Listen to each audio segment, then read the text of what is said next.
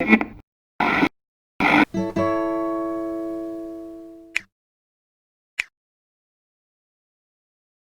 what's up? I just wanted to check in and give you a 7-week update. So I'm 7 weeks post-op now and down a grand total of 52 pounds, 42 since surgery, and doing well. Right now, the last 3 weeks, I'm ranging between 2.5 and 4.5 pounds a week, which is just fine.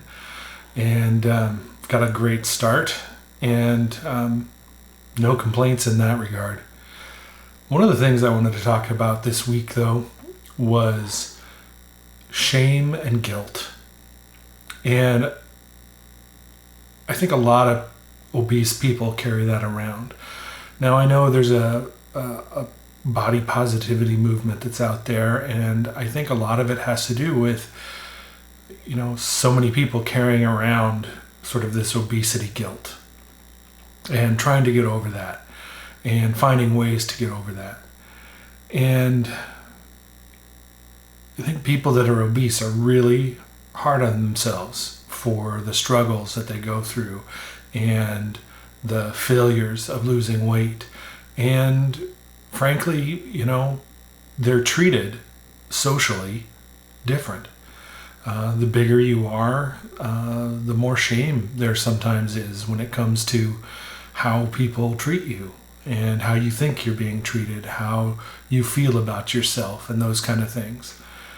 And when we struggle after weight loss surgery, sometimes it's related to those feelings that came before that. Now, not everyone has all of these feelings, right? There are lots of reasons that people become obese. It's not always emotional. But it's hard, I think, for a lot of people occasionally to fight with these things that they fought with prior to the weight loss surgery. And when you look at the things that lead to obesity, there's genetics, obviously. Some people are perfectly well adjusted and don't have issues about their body, their weight, but they may have health problems from being overweight, and not because they were consciously overeating, but because their genetics may have slowed their metabolism down, lots of things. Culture, environment can lead to obesity or have an effect on obesity. Your metabolism, illness and medication, sleep, personal behaviors, obviously eating extra, psychological aspects, emotional eating, and those kind of things, and also addiction, food addiction. For myself, I can't just eat one cookie, right? I'm eating many, and I want to eat more. And peanut butter is a trigger food for me. I will down a jar of peanut butter in a couple of days, probably a single day if I wasn't somewhat embarrassed about it, because I know my wife would notice that there was a jar there and now it's gone. We have to make part of our weight loss journey about learning healthy habits and relearning and dealing and coping with those things that we dealt with before surgery if we didn't find help before surgery, because surgery doesn't do a lot of things. It doesn't teach you coping skills. It doesn't teach you how to deal with tempting foods. Your hunger may be reduced, but those triggers that you dealt with before surgery or before you started any diet or tried to change your lifestyle, those triggers are still there. Those issues that may have caused your obesity are still there. I still have those triggers. The surgery didn't suddenly say, hey, you no longer like cookies. Now, some people's tastes change. There's no doubt about that. Some people find sugar somewhat appalling after surgery. I don't know. I've been completely staying away from it. I've been abstaining from it. Sometimes when you're addicted to something, well, obviously, if you're addicted to alcohol or drugs, really part of the cure is abstaining from it. And I really think that food addiction is kind of the same way. Now, of course, we have to eat some food, but we have to make the right choices. We have to just stay away from those trigger foods. And, the surgery doesn't fix food addiction. It doesn't fix emotional eating or being emotional or not carrying that shame and guilt around that maybe you carried before.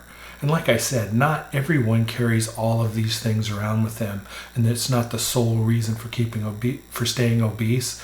But the amount of people that I see on forums and websites, and when they post what's going on in their lives post-surgery, it sounds a lot like these emotional battles that a lot of obese people have before they have the surgery. They were unmet. If you're telling yourself that I'm not going to change because I want to do things the way I want, that's an addiction issue. If you are not able to cope with an increase in weight after weight loss surgery, because it's going to happen at some point, or periodically there's going to be stalls. You're going to, if you're wondering if you're doing things right, when you know you're doing things right, if you think you're going to fail again, these are things that were present before the surgery and need to be dealt with. If there's one tip I can give people considering the surgery, it's start getting help.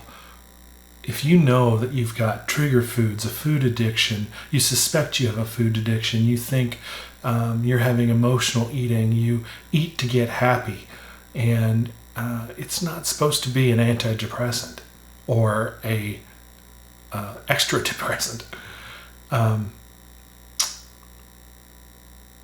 It does lead you with a smaller stomach. The surgery does leave you with a smaller stomach, gives you a bit of a hormonal reboot in many aspects. It has positive effects on the microbiome in your gut. It does a whole lot of stuff, but it does not fix psychological issues or bad habits, patterns of behavior, your choices. All of those things have to be dealt with after surgery. And really the place to begin that journey is before surgery. And as I mentioned, there are people that are very positive about their body before surgery, after surgery. They're doing surgery for health reasons. There's all kinds of things. There are people that are overweight that isn't strictly due to because of depression or emotional eating and things like that, right? So there are those things, but there's still new habits to learn after surgery. We do have to pay more attention to what we're doing to make the right long-term choices, because after the honeymoon period, after that first year or two, when your stomach is really small, when the hormones have reset, if you start making bad choices, it's going to repeat. If you've been yo-yo dieting in the past and haven't dealt with any of the issues that broke those things before, which is, the binge eating, the deciding to go off the diet for one reason or another because it wasn't sustainable, or you just made bad choices and started getting on yourself and saying, I might as well give up. We need to get rid of those habits. I'm working on mine. I'm not perfect. No, don't get me wrong. I am not perfect. I have stuff to deal with too, and need to stay away from those trigger foods, because I know those trigger foods will send me down a bad path, and I don't want to be there. One of the things that I've had to work on is negative self-talk, kind of berating myself for past failures, even still feeling a little bit guilty about getting the surgery, and thinking I should have been able to do this without it. I kind of go through guilty periods about it. I have this pretty rapid weight loss in almost not quite 2 months. I've lost 50 pounds and I'm still eating 800 to 1,000 calories a day. And there's a part of me that feels like I still should have been able to do this, and feel kind of down on myself about it. And I have got to work on that, because I made a decision for my health, for my diabetes, hypertension. If I wouldn't have made that decision, years would have continued to be cut off my life because of it. Because I know without that decision, I would have been in the same pattern I was before. And that is tough to admit. You know, we say things when we're talking negatively, like, you know, hey, I messed up again. Another bad idea. I shouldn't have even tried. What did I expect was going to happen? You know, those kind of things. And if we continue down that path, we're going to end up doing the same thing after weight loss surgery. And we really have to work on those things. And that's what I'm really trying to do right now.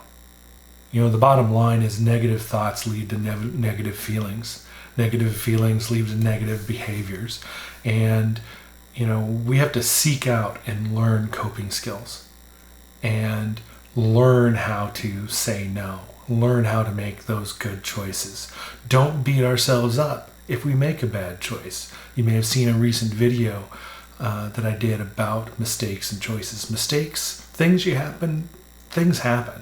And mistakes are things that you never intended to do. We can forgive ourselves for those. They were a mistake.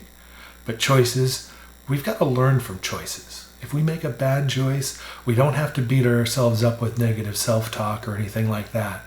But we do have to learn why we made that choice and make a different choice the next time. Those are the things that I'm working on. Those are the things that I'm working on. And you know, to truly recover, if you have a food addiction, you've got to abstain from the things that trigger you. Try to keep them out of the house. Try to have a family that understands that and keeps those triggers out of the house. And you know, move forward and learn, seek help, and don't be afraid to get some therapy, to talk to someone, to join a support group, and those kind of things, to improve yourself, improve those coping skills, and lead a better life and long-term success with either post-surgery life or just massive weight loss. If you've done it without surgery, congratulations. Still going to have to deal with those issues. So that's kind of my thought for week 7. I've got a cooking video coming up where I test some pasta for weight loss. Let's check it out and see. Until next time, take care.